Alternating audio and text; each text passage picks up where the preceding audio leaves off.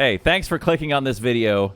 Today we're going to talk about the top 10 things I wish I'd known in Factorio much earlier than I did. I've got around 4,000 hours in Factorio, and most of that is streaming live with my Twitch community. But there's a lot of things that go under the radar that took me a long time to learn. So I'm here to introduce you, the new player, and maybe even the veteran player, to some of the hidden things in Factorio that made my life way easier. So thanks so much for clicking on that video. If you like this sort of thing, or if by the end of it you learned something, make sure you hit that like button and hit that subscribe button, or at a minimum, please leave me a comment and let me know that you liked it or the one thing that you learned. Also, you can come join me 5-6 days a week. We broadcast live, do some Factorio, have some fun. Twitch.tv/ClownTown. All the links, details are in the description below. With that, let's get to the video. So this item is called the Rest. This is one hidden item. It's almost an Easter egg. And the way I like to frame this is, or the way that the thing that led me to discovering this is, well, I always wanted to maybe rearrange or get rid of these groups. This is especially good for a speed run. But see, here are the groups up here. So you have your logistics and your production and your intermediates and your combat. That's the groups. And then the subgroups are down here with, say, all your inserters on the same row, all your logistic chests on the same row, your ground items, etc. Right? So then what we would do is, what you want to do to affect those is hit Escape, and you click on Settings, you get 6 items. Right? But if you click on Settings while holding down Control and Alt and then click Settings, bam. There is a 7th one there called the Rest. And so there you go. So a lot of these things are hidden. All of these items here, they correspond to the INI file, the config.ini file. And there is a warning up here. It says, don't change these things if you don't know what you're doing. Most of these are not validated. So this is something for the devs to use, affect values and in the game without having to go to the config.ini file and edit them, to edit flags to true and false and all of that business. So here's my use case is right here. This item called Use Item Groups and Use Item Subgroups. And I can click both of those off, and I can click Confirm. And now when I go back to my inventory, it's all one big jumble. Now, here's the use case, is that for speed runs, I don't have to waste time flipping through those through those pages. I can just hit the button and I have everything available to me. Now, I'm using Creative Mod because this is kind of my sandbox, is my preferred sandbox method, and it looks like a big mess. In a speed run, you start out with very few technologies and very few handcrafted recipes, so it maybe makes sense that you would have everything on one page, and then it develops later because you handcraft way less later on as you get to the end of the game. But when you first start the game, you have very few recipes to handcraft. So that's my use case as to what drove me to look at the Rest in here. So we'll open up again. You can check and uncheck those. Some of these things in here, most of the stuff in here, I do not know what all these settings do. Some of them are obvious, some not so much. Some of them they have tooltips by, some of them they don't. But do be careful in here. Number one, most of these changes require the game to be restarted in order to take effect. And number two, you may not want to change some stuff in here unless you know exactly what you're doing. But this is a way that you can get to your config.ini file very quickly without actually having to open up the editor, right? So there, I just set it back, and now my groups are back, right? All right, so that is the Rest.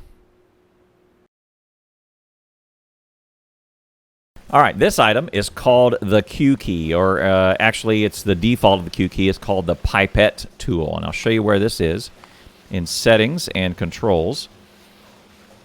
It's this one. It's the Pipette tool. It picks items up from your inventory, used to build the currently selected entity and places them on your cursor.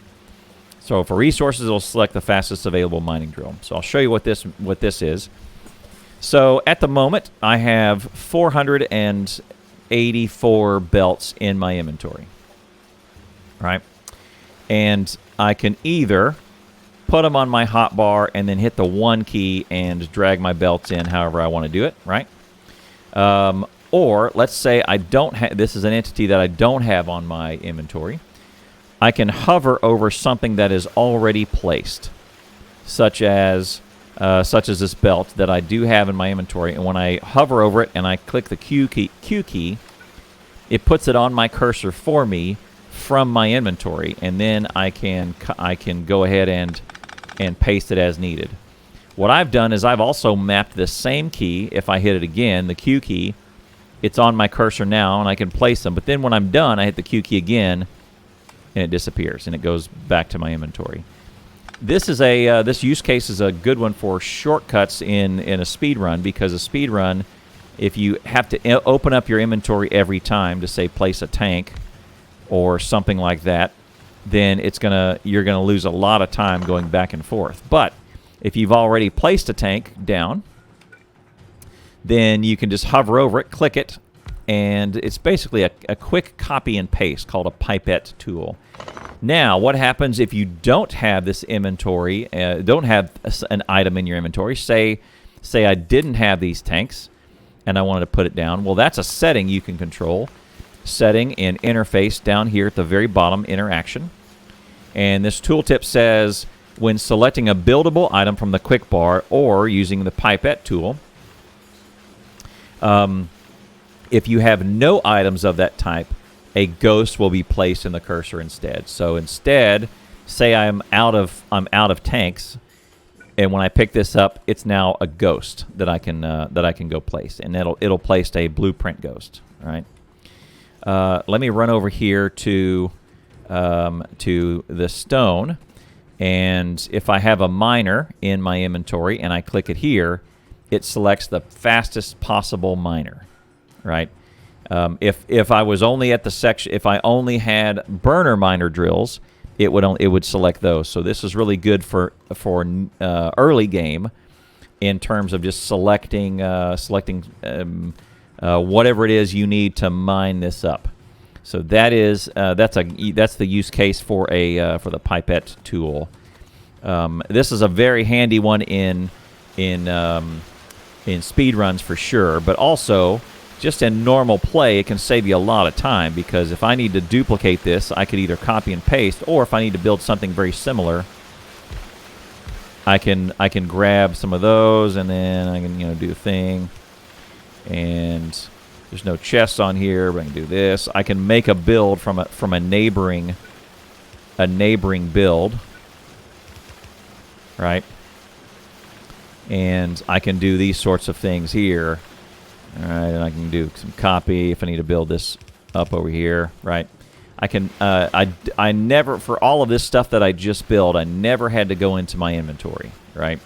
And I had all the things in my inventory, but I never had to physically open up. I can just stay here, and I can quickly copy and paste single item entities. It's a really good way to put it for the Pipette tool. I can copy and paste single item entities into the world. Based on other entities that are already there, and if I don't have it, it'll put down ghosts, which can be really handy for having if you have a logistic network up, bots will come handle it for you, or create the demand in the logistic network. So there you go. That's the Pipette tool, or also by default is commonly known among the players as the Q key.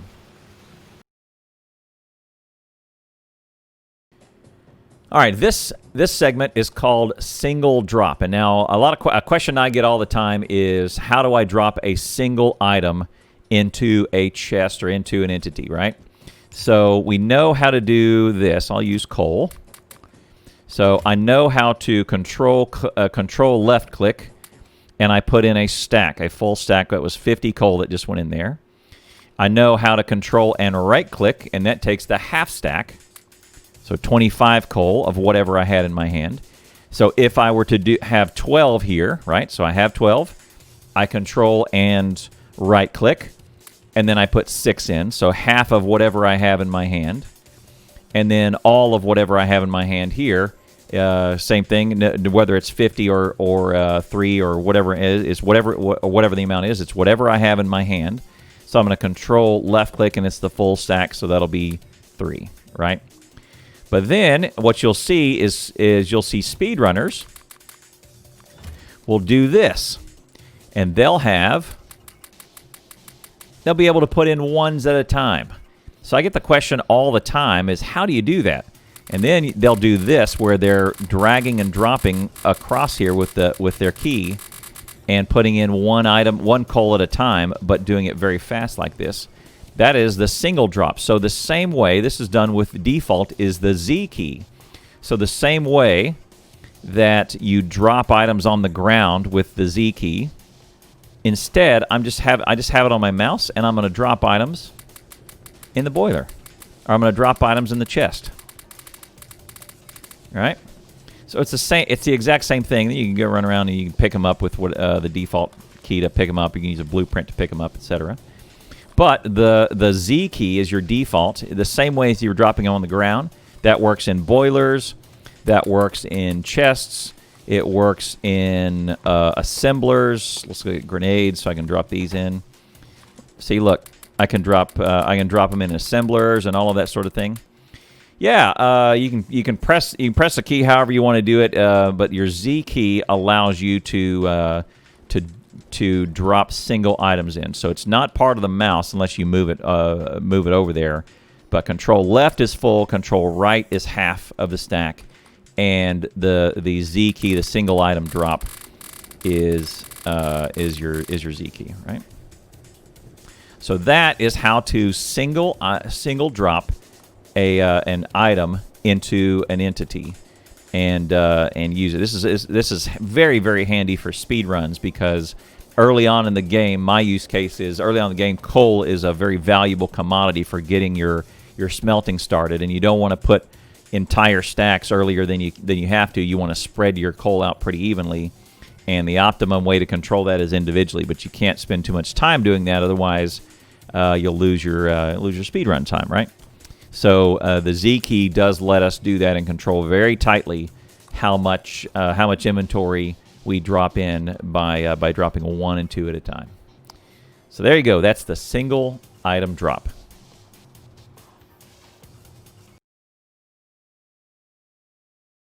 All right, so this tip is about vehicle inventory. And now the number one use case that we have here is something called a supply train. A supply train is useful for if I'm on my main base and I've got a bunch of good supplies there, but I'm going to try and go outpost.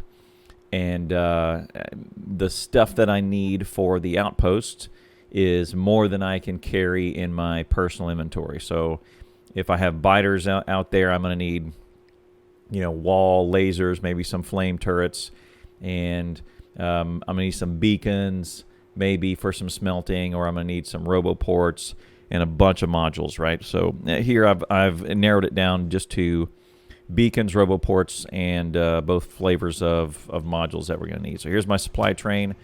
I'm going to send it around to our stop. And now, if I have just a normal supply train, it may look something like this. So I'm going to start loading this up into an unfiltered inventory. And what's going to happen is these slots are going to be filled first come, first serve. Now, what's going to happen here is the beacons and the roboports are going to fill up first because they only stack to 10. And they're gonna dominate the space, and maybe I need some sort of different way to control the amount of inventories. There's no way I need this many roboports. I might need this many beacons, but all these slots that are being filled up by roboports, I would rather bring modules with me because these beacons hold 2 each, so I'm going to need a lot more. So here's what I'm going to do. This is going to be the result of the unfiltered, the first car. The second car, I'll go ahead and do the filtering in. So what I'm going to do is I'm going to hit middle mouse button, and then I can filter what objects I need in here. So maybe what I'll do is I'll just have 2 stacks of roboports only, right? And it turns blue. So then down here, what I might do is grab some beacons. And here's the interesting thing. I can go shift right click and shift left click and copy paste. Same way I copy recipes on inserters or on assemblers. I can copy recipes on, or I can copy filter squares from my inventory, right? So I'm going to go ahead and fill in 1 and then copy paste. So this looks like a much more balanced inventory of about what I need. I may have another car here with miners and assemblers and smelters and all that to take up those. And certainly I'm going to need lots of these speed modules for all these beacons. And this is about right. 20 roboports is more in line with than, what is that, about 160, whatever. So now, when I have the same system, the roboports will fill up very quickly. And now they're done, and that inserter will stop. All right? And then the rest of them will keep going. Beacons will fill up next, and it'll fill up, and then the beacon one will stop. And this is a way that you can control what inventory you need on for every car. So another option that I'll just show you is if you want to have a dedicated car only to something like beacons, you can do this, and you can just block it off like you would any other chest. So I'm going to go ahead and put one in there. I'm going to move it closer, and we'll just put a stacker. There you go. You can do this. You can do a dedicated car for one type of item, or filtering will also work. See, look, and now the beacon one has filled up, and it is stopped. So this is a great way to really control your inventory, a mixed inventory in a vehicle. And commonly this is used. The use case here is against supply trains, and the reason I use this is what'll often happen is I have so many different types of material in a supply train, in a single supply train. I need more than 6. If I have one, I need more than 6 inserters working. So if I use these or if I use these stacker inserters, I can really only have 6 of them. I might can come down here and put them in on both sides. I'm just going to grab that. But if I have lots of different things, I'll increase it to 12 and then use these double-side inserters, or these long-handed inserters. And that's the illustration here. So anyway, so this sort of inventory filter / supply train also works with cars, and you can filter by cars. You can filter your cars. Also, tanks. You can set up different things that you want to carry in your tank, and then pull your tank in. It's a little less applicable here because it's kind of harder to set up a chest, a requester chest that pulls items in and fills up your tank. But it is doable. And also the last bit of inventory that you can fill up, your own, right? You can reserve some of your inventory with some reserve spots, so that if I try and pick up lots of things, right? I tried to pick up all the beacons, and this one is reserved only for labs. So what that really does is the use case for doing this in your own inventory. It's not a very common one, but what it does is it lets your personal logistics fill up. Always have a slot reserved for whatever you're pulling into your personal logistics. Otherwise, you can just pick up whatever it is you want. Let me clear out those beacons. Right. And then if you want to clear them, you just hit your middle mouse button over them one time, just with single click, and you can clear them. But anyway, there you go. That is the ability to filter a vehicle inventory. Oh yeah, one last thing. Here's my tank, right? I've got my inventory filtered. If I pick it up and I put my vehicle back down, inventory gone. Same thing here. If I were to pick this up, which let's go ahead and do that. I'm just going to pick this car up. I got all the inventory. And if I put it back down, filtering gone. So just be aware that if you pick it up, it completely resets the inventory and everything in it.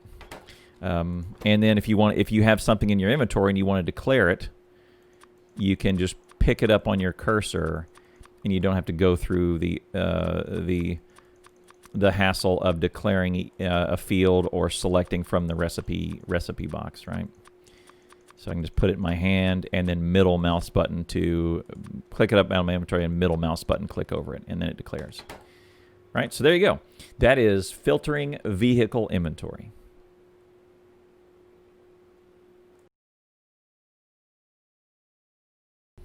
All right, the next thing I want to tell you about is rich text in train station names. So this is a very interesting one. There's some other things wrapped around this that I'll get to. But first off, I've got a stop just called Station 1. But what it's going to do is it's going to output these advanced circuits. So I'm going to have my train go there. It has Station 1 until empty. But what I want to do is I want to describe it a little bit better. So tip number 1 is go ahead and make the train stop color the same color of the thing that it's doing. Right? If it's a green circuit stop in any way, make it green. And if it's a blue circuit, make it blue. All right? And so you can do steel, etc. Right? Make it nice white. You can do crude oil, all black, right? This will help you in the long term. Really keep your trains organized, because as the base grows, as it must grow, the more and more train stops that you have, you'll kind of need to keep these straight.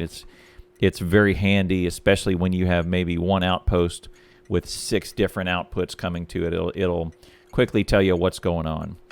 Anyway, the other way you can help identify this train station is, I might say, advanced circuits output 01. That's another way you can tell it what it is. And now here's the big payoff that not many people know about.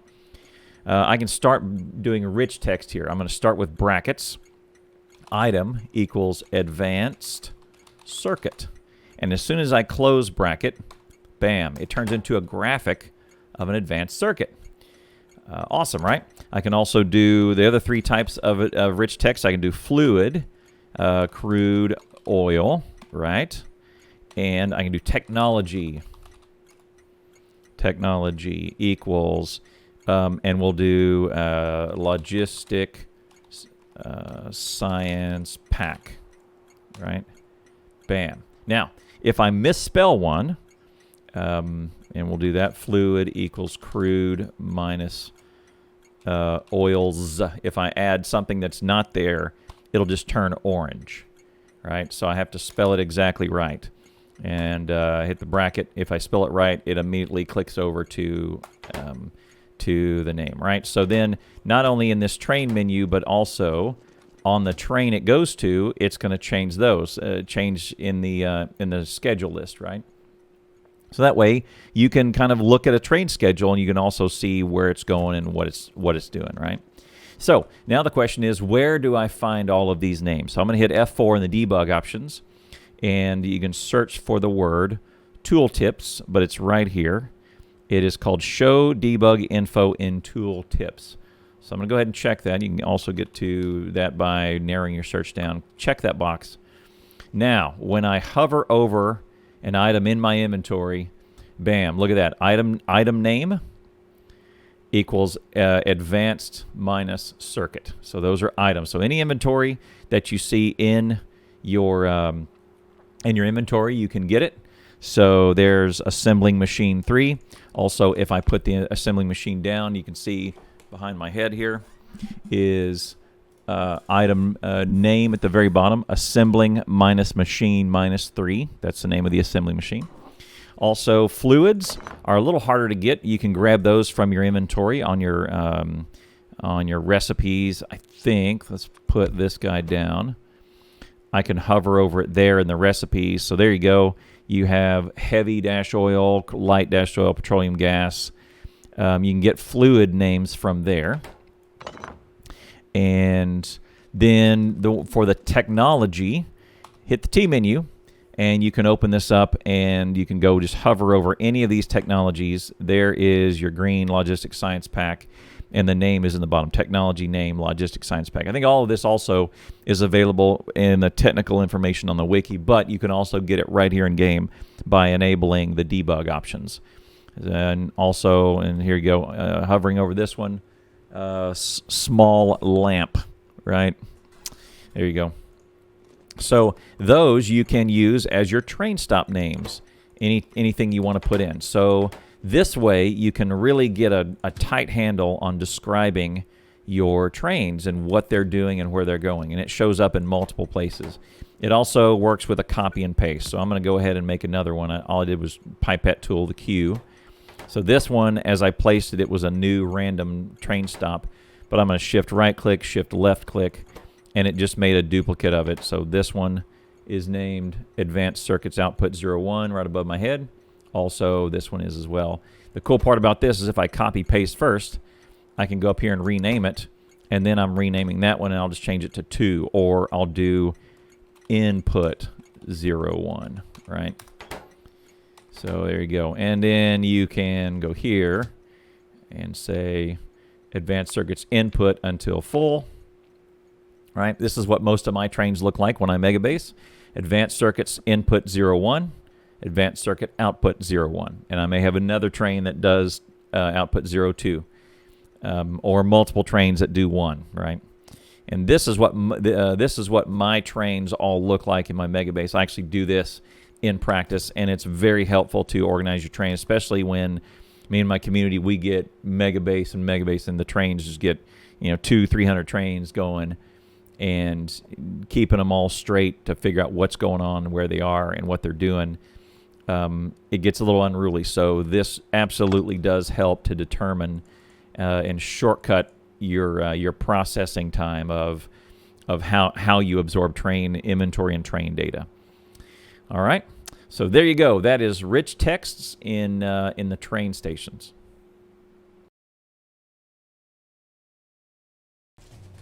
All right. So the next thing we want to talk about is how to set a temporary train station. One way to do it is, let's think about a scenario, is if I'm way across the map and I've got my main base here, which is where we do the main base here where we have some supplies, and then let's say this is way out there. So what I can do is if I want to stop there, and make it just a temporary stop. One way I can do it, if I have a train station already placed there, and I just call this temp stop. One way that I like to arrange my trains is I can add this temp stop, right? And I'll just do this again. So I'm going to add temp stop, and my condition is I just set something up that I want it to go there and wait for me. I can do an wait for inactivity of, say, 60 seconds or whatever. I can do that. But if I want it to wait, this is my most common way that I do it, is instead I set up a circuit, which I don't have any circuits, and I just set up some sort of weird color there, because color red is less than 0. It's kind of a nonsensical thing because I don't have any circuits on the network anyway. And I'm just going to say go ahead and go. And this essentially this statement keeps the train in automatic, but it stays there until I send it around again. Right? So that's why you'll see that these other ones, I can send it over here to the end line, and it'll go around there. We can watch this train zip around to the end stop, which is just on the other side of this little loop belt. And it'll go there until I say stop. It essentially lets me... It's in manual, but it's not really manual. It just stops there forever until I tell it to move. That's one way. That's the most of the way that I control my temporary stop. So I'm going to go ahead and call it back. The other way that Factorio has allowed us to set a temporary stop is, see, now that I'm still in this train menu, I'm going to use this little tooltip up here, right? Control-click to insert a temporary stop. So I'm going to hold down the control button, and you see I instantly have a green path. This is not in the main map. This is in this mini train map, this locomotive map. So now what I'm going to do is I'm just going to set this train path here, and I'm going to go ahead and I'm holding down control, so I have my path, and then when I'm ready, I'm going to go ahead and left click. And then look what it just did. It just set this this highlighted message, says temporary, gives you a map location, and by default, it sets as 5 seconds pass. So either I got to change it, or I just got to let it go. So it's going to sit there and wait for 5 seconds, and you either got to switch it to manual or it's going to move on. So I'm going to go ahead and let it move on, and look, it's dropped off. So that a temporary station will fall off if you don't do something about it, right? And it's going to come back to this temp stop, right? So that is another way to set a temporary station. So if you have not made it way out to, if you've just put rail out there and you didn't have a chance to put, say, a station down, you're out of material or whatever, I can go ahead and take myself and all my supplies way out wherever. And while I'm running out there, what I might can do is I can put in one of my other things here, and say passenger president or something like this, or I can just bump this up to 700 seconds instead. Right now, it'll take me a lot longer, and then that gives me some time to get out of here and turn it to manual. And then if I'm done with it, I can delete that stop, etc. But all of that takes place inside this train menu. You can't do it from the from the map key or anything like that. Like from here, you can't do it. And you can't do it just from doing out here. You can't. You have to select it out here. No. You have to be in the locomotive menu. Now, what I can do here is I can add again. Shift click to add the selected stop to the schedule. So I'm going to drop temp stop is right here. So I'm going to drop that. And now in this menu, I'm going to hold down Shift and I'm going to click that. And now it's going to recognize an actual stop because I'm actually landing. See, my cursor is circled an actual stop, right? So I've highlighted a stop. If I don't highlight a stop, I'm holding down Control, then it's going to stop in the middle. That's going to be one of those white temporary stops. But Shift is looking for if I'm holding down Shift, I'm looking for an actual station. And then, so I can do a lot of neat things from this menu. Then I can add this back there. I'm going to re-add my circuit condition that just is impossible to solve, and I'm just going to let myself go there. This is a great way. So my use case for this little tip is main base is way over here, and then I've just got a rail way out there, and I've got some gear that I want to carry out there in my wagons, and then I've got to get out there, and I don't want to manually drive it because then I'm going to be ignoring all the signals on the way, and I don't want to run over any other trains. I want it to still be in automatic mode so I don't cross any intersections that I shouldn't. This is a way to give a train a manually made temporary stop, but still stay in automatic mode, right? So there you go. Okay, so this next tip is about tile area placement. Now, this applies most commonly to things like concrete or landfill. So what I'm going to do is I have some refined concrete in my inventory. I'm going to take it out. You see my default is that it applies in a 2x2 block area. So if I was going to tile this whole thing, it would take me a little bit. It'd take me a little while to tile this. And when you're tiling a whole mega base, it takes a while. So here is one of the ones that I wish I'd known earlier. If you hit the number pad key, plus and minus, that's the default key. It can be changed in your control setting. You can expand it. This is bigger because it's a mod, to about like this. And then you can paint a much larger area with your concrete. Now, of course, it uses up concrete in a much more rapid rate, and it's not as granular. But you probably just saved yourself a ton of time in concreting your base. This is a big deal. I think I was several thousand hours in before someone in my chat said, "Hey, hit the number sign key, hit the number pad, the plus key," and my mind was blown. Same thing. I'll show you the same thing for landfill. I have a little landfill chest over here. Let's grab some, and you can get as granular or as large as you want with landfill as well. So if I want to draw a nice line there and maybe save some for my nuclear power plant, I can do that and make it nice and square. Or I can just make it really big and then fill it all. So there you go. That is tile area placement. And I'll show you where to find this. This is in settings and in controls down here. Larger tile building area and smaller tile building area. Number pad plus and number pad minus. All right, so there you go. Enjoy. All right. One thing that I also wanted to leave in this video is the solar panel to accumulator ratio. And there's lots of questions we get about this one. A couple things I'll answer first off is one, how many solar panels should I have versus how many accumulators should I have? It seems like they would go together because solar panels only work during the daytime and accumulators, well, they work all the time, but they fill up during the day and then they dump at night. So what's the optimum ratio of those? And the good news is that somebody already figured all of this out. And actually, it is out there on the wiki. So if you go out here, the wiki will be in the description below, but the optimal ratio is 0.84. Some smarter math magicians other than me figured this out, that it is 21 to 25. And without getting into too much detail, the equations for it are here. But here is the curve. So if you think about it, there is an arc of sunlight that comes up, right? It starts off, the game starts off at noon, and then at some point, sun begins to set. So maximum solar panels are going to be at 60 kilowatts each.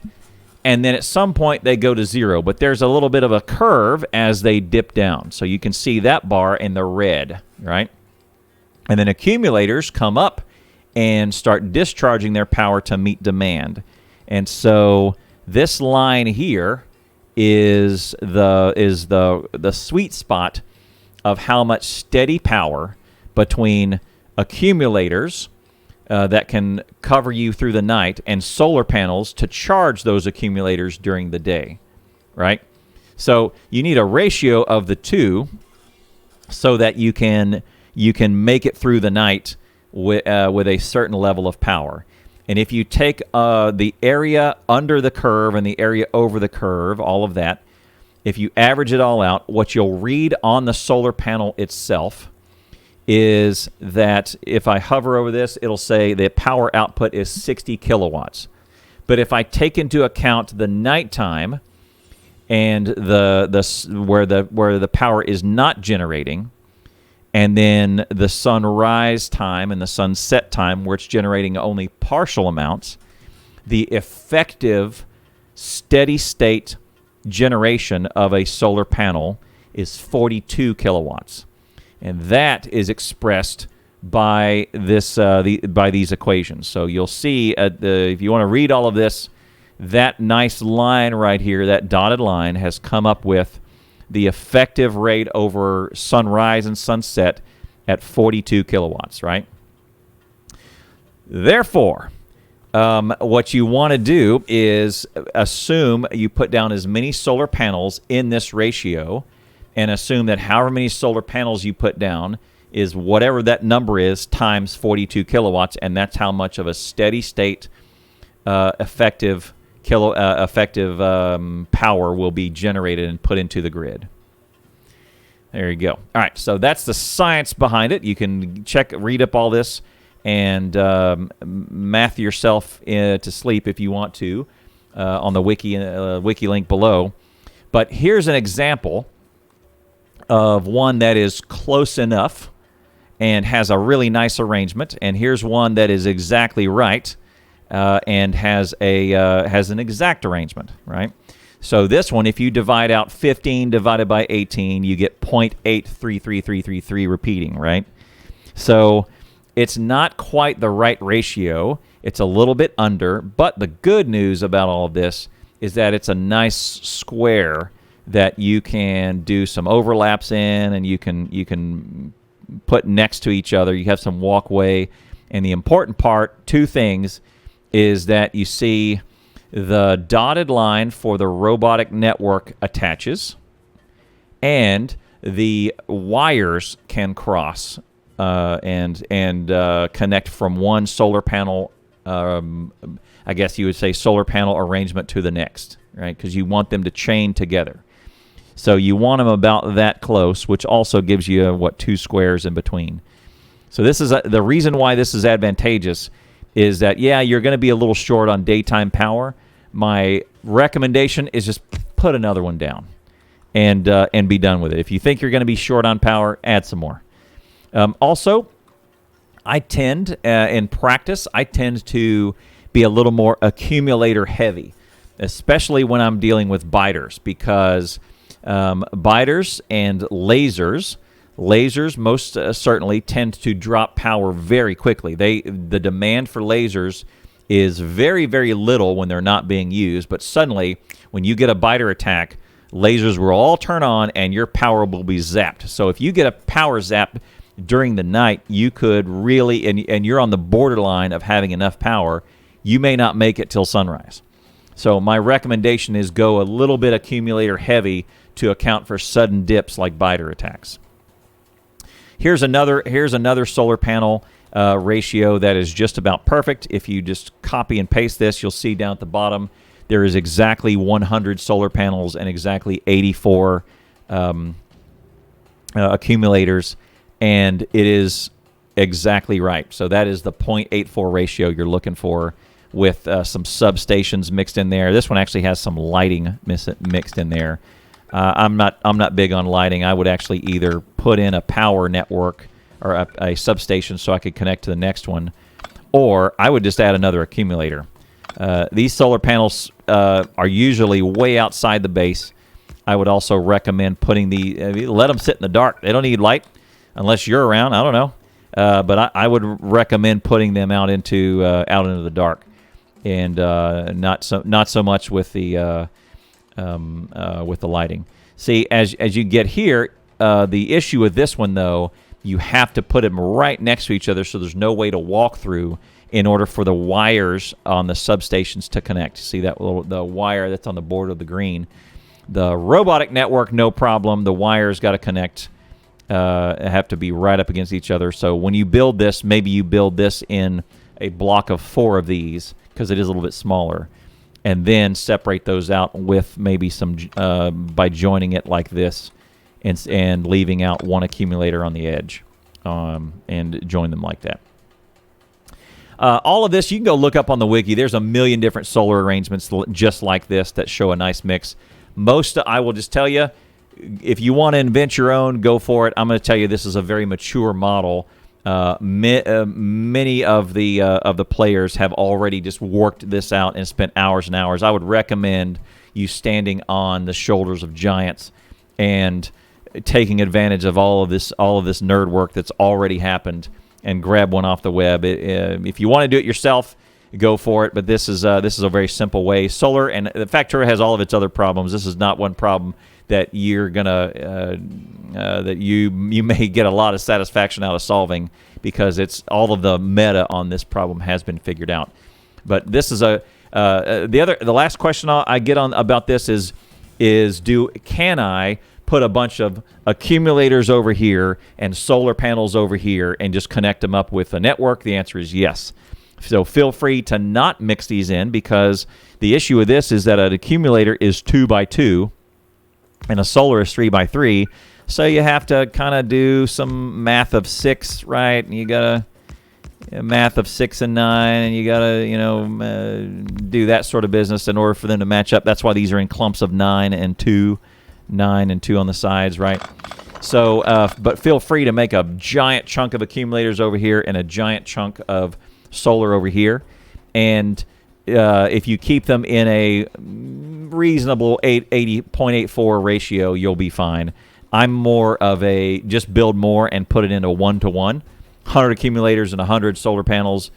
Do that, and then you'll be fine for your just add a few more accumulators if you're not in some sort of locked ratio. So anyway, there you go. There's your solar panel lesson for this little quick tip. But feel free to go out to the wiki and learn all about it. But there's your ratio. 0.84 is the sweet spot where you want to be.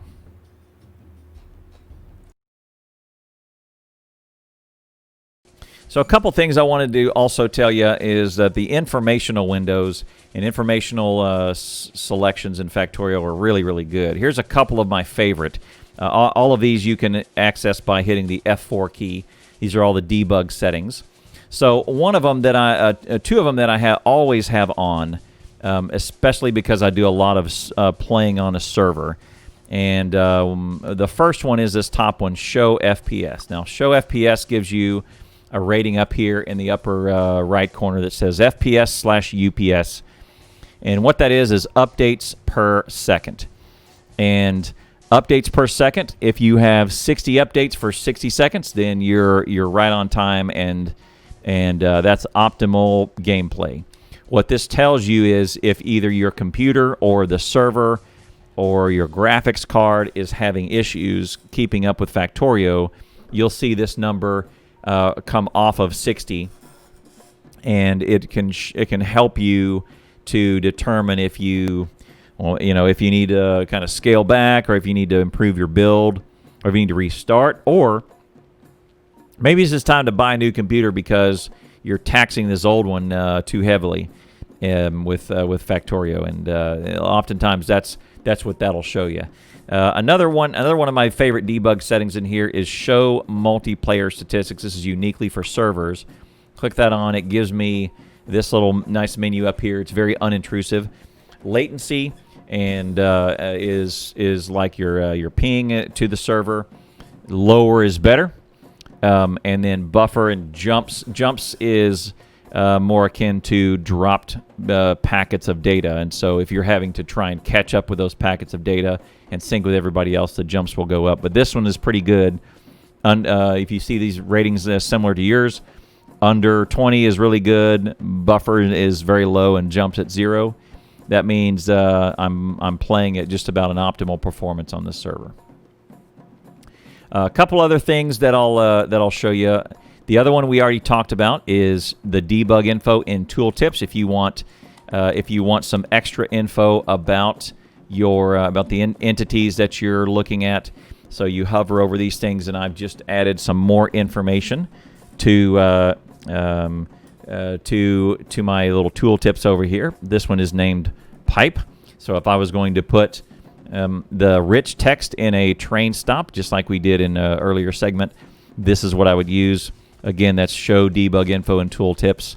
Also pretty handy if you're looking for more information, another thing that is another use case for this is to figure out what position it is on the map. So you see I'll hover over this and it gives me the map position. Sometimes that's handy to figure out where you are in relation to the spawn point.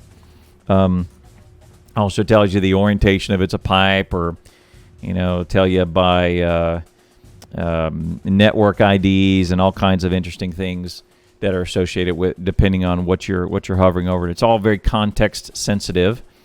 Like the information that I get when I hover over a RoboPort is pretty vast. In fact, it extends down all the way almost off the screen. But you can get a bunch of the robotic statuses of how many robot stationed there, how many bots are waiting to charge. If you had a big clump of them, you can do lots of measuring off of these with this debug tool. This is handy for mod makers, but also handy for those who want to make their train stations look nice, and you just need the name. Okay, back to this map. Another tooltip that I really use a lot is called Show Tile Grid. Now this one's used a lot of times in planning out a speed run, but what this will do is it shows a grid with these 32 by 32 chunks is what they're specifically called in Factorio. That's where you can also see where the border of a chunk is. This is handy when you're looking at radars and map reveals and all of that, but also handy to know kind of where exactly to place your builds and how many squares are in between if you can't tell. Specifically, it's a little handy once you get out to, say, let's run out here to the water. And with the water, sometimes the edges are a little bit nebulous as to where it is that you can build and what you can't. But with the grid, you can see what is I guess, real, legit land and what's not. See, If I was looking at that without it, I might assume that chunk right there, or that little block right there, was able to put something on it, but it's not. The grid helps you determine what is a exact available spot of land to build on, right? That's another good one for grid. If you're a streamer like me, a lot of times the viewers complain because it's a little busy on the eyes. But if you're doing some planning, you may want to turn that on for temporary. I don't know. It's handy for exact placement if you have trouble with that sort of thing, or you need to measure exact number of blocks for a temporary use case. Again, show tile grid. The last one I'll show you is one of my favorites. If you are prone to getting run over by trains, then I may just save your life right here. So if you hover, if you filter this by rail, the one you're looking for is show rail paths. And you scroll down a little bit, it's kind of halfway down, it's called show rail paths. Now watch what this does. On a train like this, it draws a train path. Now look, the train path, this train has already passed, but the path is still drawn here. So this train, this red streak here, shows the rail path that this train is going on. But the good news, bad news is, one, the train might be coming still, or two, the train might have already passed, because the line is drawn for the entire path. Like I could be standing here and the train might have already passed, which it did, and it's only going to disappear once it hits its destination right then, right? So what I do is when I'm first starting out my mega base, or I'm first starting out trains, I turn this on specifically because this helps me, at least as a reminder, to look both ways or look up at the mini map to figure out whether a train is coming or not. And see, I'm safe to walk across this one because it's already gone. But I may not know that. The only thing that this will tell you is that a train may or may not have been there on its path.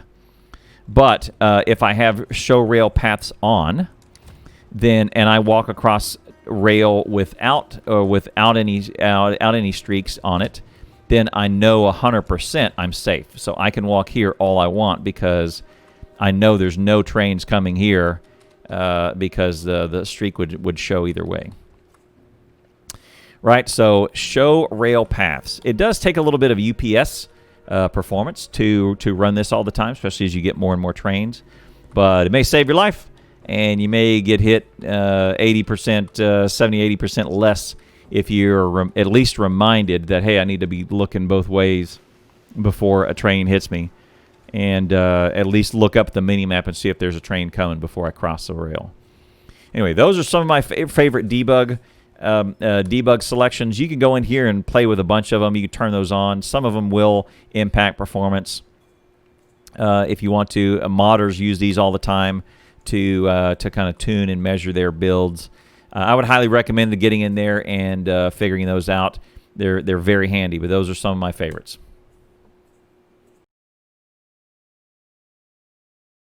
All right, and finally, what I want to leave you with, top 10 things that I wish I knew in Factorio a long time ago, is the number of resources that you have available for you.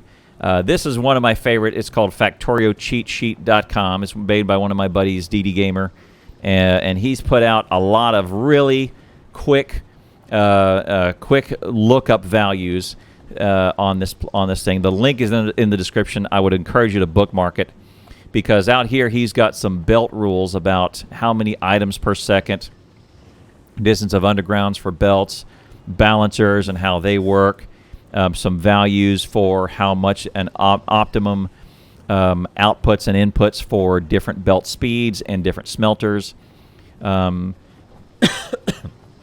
smelting, general rules, how that of mining, how many miners it takes to fill up a belt. Different science rules, the ratios that you need based on crafting time, the 0.84 ratio is out here. 21 to 25. solar powers, nuclear power, how to do some of that for heat exchanging. It's not really going to ruin the spoiler for you, but it does kind of help you do some quick math and help you get your ratios right.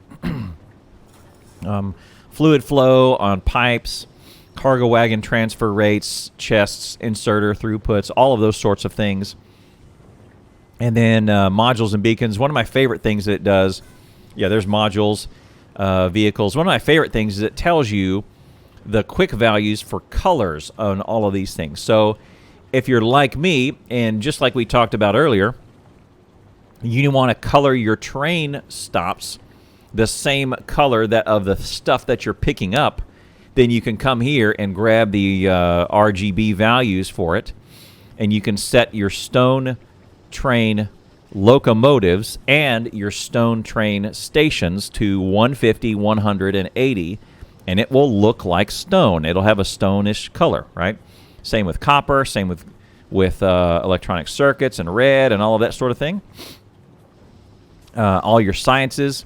This is a very handy website that takes some of the most commonly used things, and you can use all this. This is an amazing amount of information put together by DD Gamer. Anyway, all of those sorts of things is right here in Factorio cheat sheet.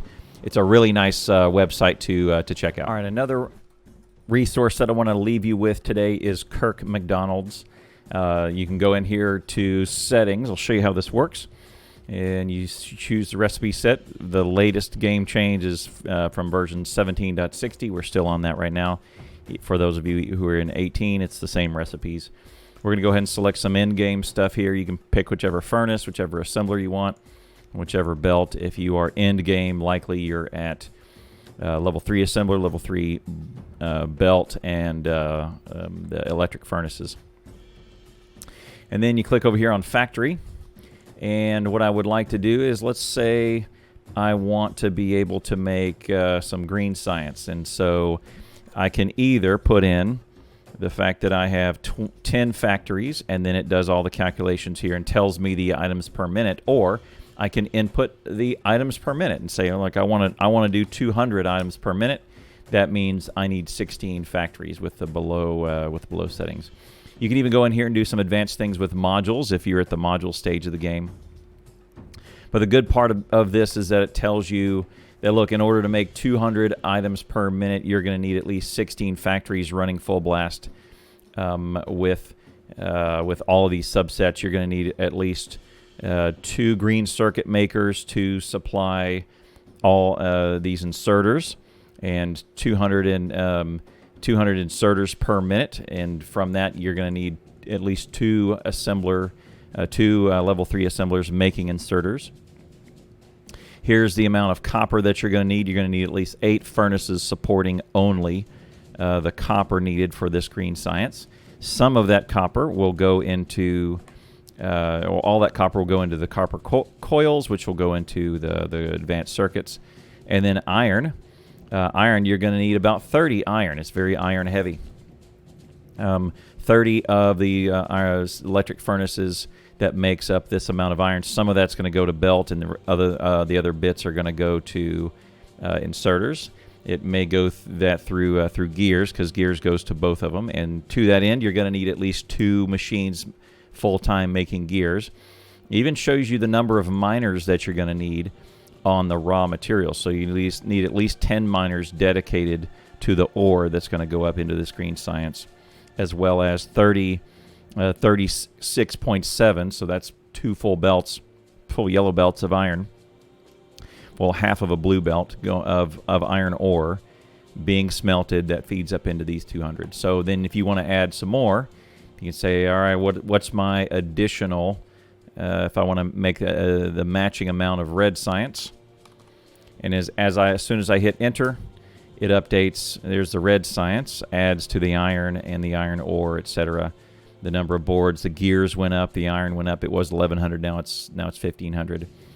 All of these items are adjusted thusly. So it's a really good way to set a items per minute goal, or just put in the number of factories that you have and see what my science per minute is, assuming that you're not bottlenecking it by either unbalanced belts or inserters are the bottleneck, something like that. Assuming you have all of these wide open, that's what is possible that you can make. Anyway, great resource planner, Kirk McDonald. A similar planner called Dumiers is out there as well. The link is in the description. You can go here also and say I want minutes, and you can declare all of your settings here. Same thing, and then you can go down here and say, well, all right, I want let's do the science. Yeah, I want 200 science per minute, and you'll get the same numbers. There's 1,100 iron per minute, 300 copper per minute, and there's the assemblers. Same numbers. Does all of these calculations for you. 200 a minute of inserters, 200 a minute of belts, and the gears needed to support them.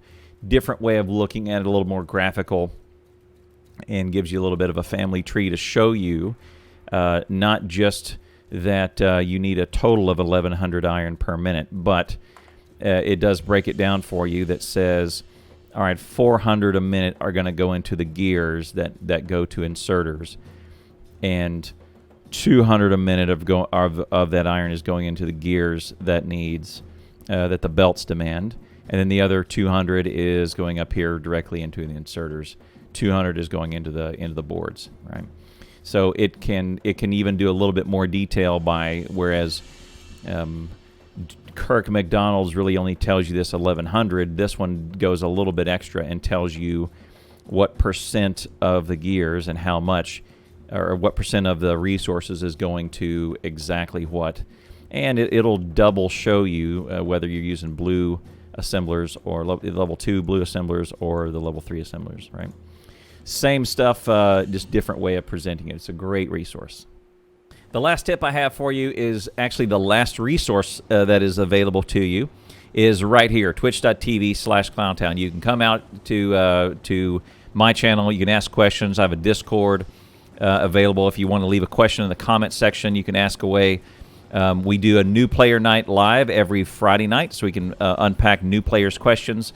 We'd be happy to have you. Chat is very helpful. The community that we've gathered here, we're all interested in helping each other get better at this game. This has been a great game for the last several years, and we hope you enjoyed getting to know Factorio. And if there's something that you've learned today, I'd ask you to leave me a comment in the comment section. Hit that like and subscribe. Help me out. Ring that notification bell. You can get a notification every time I post a video. Or just, come see me live. Shoot me a follow. Say hi. We'd appreciate it. Thanks very much for watching this video. Thanks for your support. And we'll see you next time.